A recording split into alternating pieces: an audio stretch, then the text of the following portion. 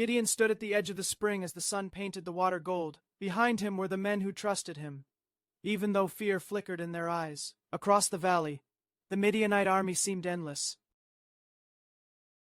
"Lord, this is a lot," Gideon whispered, feeling the weight of his people's hope on his shoulders. Then, God's voice resonated in his spirit. "You have too many men. Tell anyone who is scared they can go home," God instructed. Gideon didn't want to lose anyone, but he trusted God's wisdom. "If you are afraid, it's okay. You can head back home," Gideon announced. 2,000 men turned and walked away, their footsteps echoing in the silence.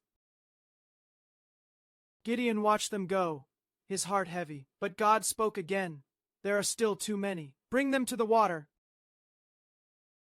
Down at the riverside, some men knelt burying their faces in the water. Others stayed alert, cupping the water in their hands, watching the land around them. "Keep the ones who drink with their hands," God said. Only 300 men did that, their eyes always watchful. Just 300, and God said, "These are enough. With these 300 I will save Israel." Gideon's heart beat hard, but he nodded. He knew how God worked. He had seen him deliver his people before.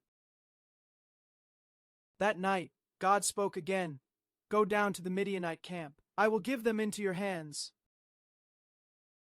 If you're scared, take Purah with you," God added. Gideon felt comforted by the thought of his trusted friend. So Gideon quietly went down with his servant Purah. The valley below was packed with Midianites, camels, and soldiers as far as he could see.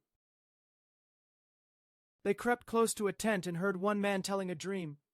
"I saw a loaf of barley bread roll into our camp and knock down a tent." His friend replied, "This is Gideon. God has given our whole army into his hands." Gideon stepped back and lifted his hands, whispering a prayer of praise. God had already won the fight. Gideon ran back to his people. "Get up! The Lord has handed the Midianites over to us." He divided the 300 into 3 groups and gave each one a trumpet, a clay jar, and a torch hidden inside the jar. No swords, no shields, just obedience. "When I blow my trumpet," Gideon said, "you do the same and shout, 'A sword for the Lord and for Gideon.'" They took their places around the enemy camp, the silence broken only by the chirping of crickets. Then, Gideon blew his trumpet. The men smashed their jars. Light filled the hillside.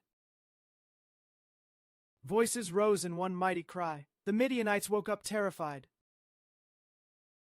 Confused, lost in their fear, they began swinging their swords at each other, thinking enemies were everywhere. And they ran far, far away, just like God promised. Gideon looked at his 300 men, his brothers, and smiled. Faith didn't need big numbers, it only needed God.